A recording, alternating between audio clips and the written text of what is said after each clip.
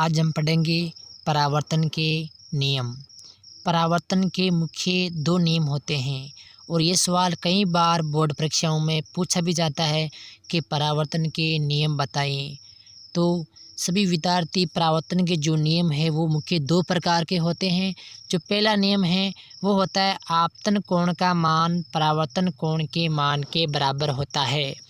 यानी जो आपतित किरण है और जो परावर्तक पृष्ठ से टकराने के बाद किरण लौटती है तो दोनों के जो कोण हैं उनका मान हमेशा बराबर होता है। जो कोण आई का मान है वो कोण आर के मान के बराबर होता है और यही परावर्तन का प्रथम नियम है। परावर्तन का प्रथम नियम है वो आपतन किरण और जो परावर्तित किरण है इन पर निर्भर करती है।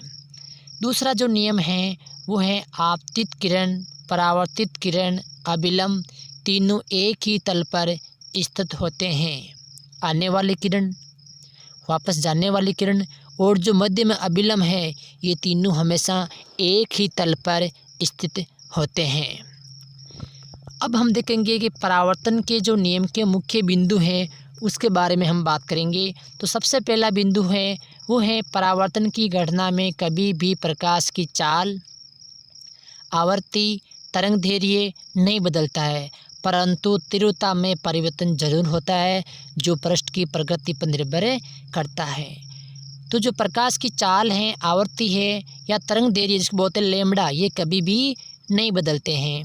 दूसरी घटना है वो है परावर्तन की घटनाएं सभी सतह से संभव होती है, चाहे वे सतह समतल हो या उबड़ खाबड़ हो। जहाँ भी प्रकाश की किरण आपतित होती है वहाँ से प्रकाश का परावर्तन अवश्य होता है, क्योंकि जो प्रकाश का परावर्तन है वो दो प्रकार से होता है, नियमित और विसरित।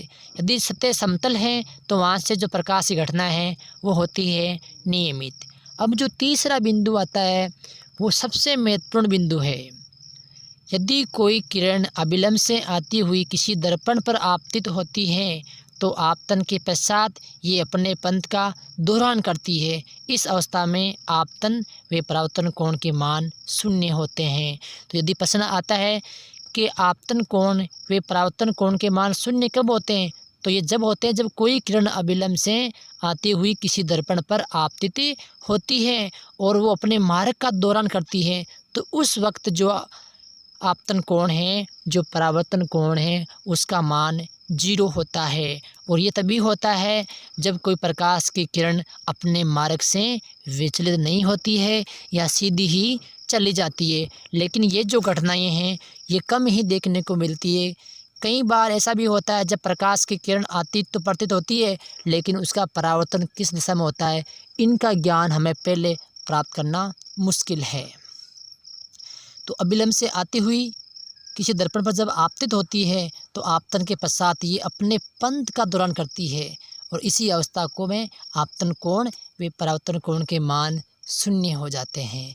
और ये जो घटना है ये प्रकाश के परावर्तन के एक अपवाद के रूप में भी जानी जाती है। तो अब हम बात करेंगे नंबर 4 बिंदु। किसी भी बीम से अनंत किरणें निकलती है परंतु प्रतिबिंब निर्माण के लिए कम से कम 2 किरणों का मिलना आवश्यक है। ये आपको भी मालूम होगा कि जब 2 किरणें होती हैं तभी कम से कम एक प्रतिबिंब बनता है, लेकिन किरणें नहीं निकलती है अपने प्रकाश स्रोत से, लेकिन 2 ही किरणें हैं जो प्रतिबिंब के लिए काफ़ी हैं। नंबर 5वां बिंदु है किसी भी दर्पण को पानी में डुबोने पर उसकी फोकस दूरी पर कोई प्रभाव नहीं पड़ेगा, क्योंकि फोकस दूरी गोलीय दर्पण की वक्रता त्रिज्या पर निर्भर करती है। ये भी सवाल परीक्षा में आ सकता है नंबर 1 का कि किसी भी दर्पण को पानी में डुबोने पर उसकी फोकस दूरी क्यों नहीं बदलती है। तो इसका यही कारण है फोकस दूरी गोलीय दर्पण की वक्रता त्रिज्या पर निर्भर करती है, न कि उसके मार्ग पर। इसी कारण किसी भी दर्पण को पानी में डुबोने पर उसकी फोकस दूरी पर कोई भी प्रभाव नहीं पड़ता है। चाहे आप उसको कुछ देर के लिए पानी में रख सकते हैं या वापस उसको बाहर भी निकाल सकते हैं, लेकिन जो फोकस दूरी है वो हमेशा गोलीय दर्पण की वक्रता त्रिज्या पर ही निर्भर करती है। अब हम देखेंगे कि समतल दर्पण से जो बनने वाले प्रतिबिंब किस प्रकार से होते हैं। तो समतल दर्पण से प्रतिबिंब आभासी वस्तु के बराबर वे सीधा बनता है हमेशा। जो उत्तल दर्पण है उनसे जो बनने वाले जो प्रतिबिंब है वो आभासी होता है, छोटा होता है और सीधा होता है। और जो अवतल दर्पण है उससे हमेशा जो प्रतिबिंब है वो वास्तविक बनता है, उल्टा बनता है, वे बड़ा भी बनता है।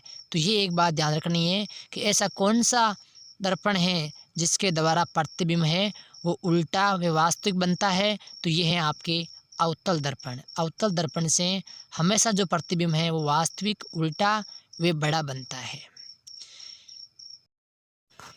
अब हम बात करेंगे प्रकाश के परावर्तन के प्रकार। तो प्रकाश का जो परावर्तन है वो मुख्य दो प्रकार से होता है। पहला है वो होता है नियमित परावर्तन, दूसरा है वो होता है विसरित परावर्तन। तो सबसे पहले हम पढ़ेंगे नियमित परावर्तन।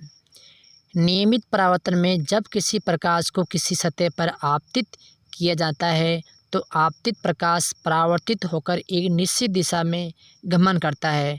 तो प्रकाश की ये जो घटना है इसको हम बोलते हैं नियमित परावर्तन।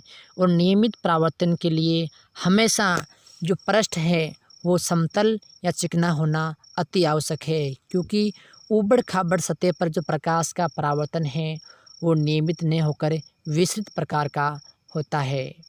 तो जब किसी प्रकाश की किरण को हम किसी सतह पर आपतित करवाते हैं तो जब प्रकाश की किरणें हैं वो एक निश्चित दिशा में गमन करती है, तो इसको हम कह सकते हैं ये प्रकाश का नियमित परावर्तन है।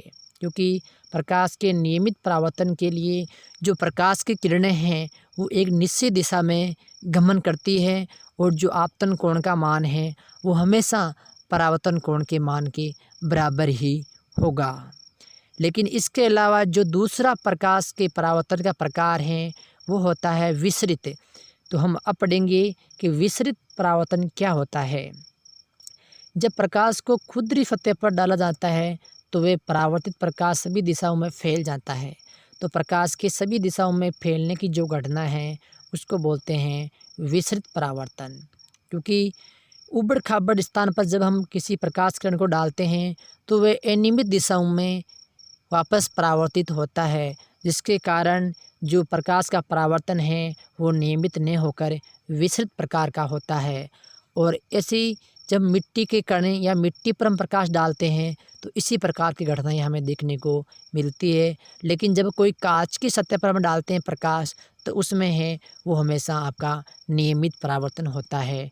तो उदाहरण की बात करें तो किसी समतल सतह पर जब प्रकाश गिरता है और परावर्तन होता है तो वो होता है नियमित, और जब किसी खुरदरी सतह पर डालते हैं तो वो होता है आपका विसरित परावर्तन। विसरित परावर्तन के कारण ही जो आकाश का नीला रंग है वो हमें दिखाई देता है। तो हम कह सकते हैं कि आकाश का नीला रंग विस्तृत परावर्तन के कारण ही होता है, क्योंकि अनेक सतहों से ये जो प्रकाश की किरणें हैं वो परावर्तित होकर हमारी आंखों तक पहुंचती है।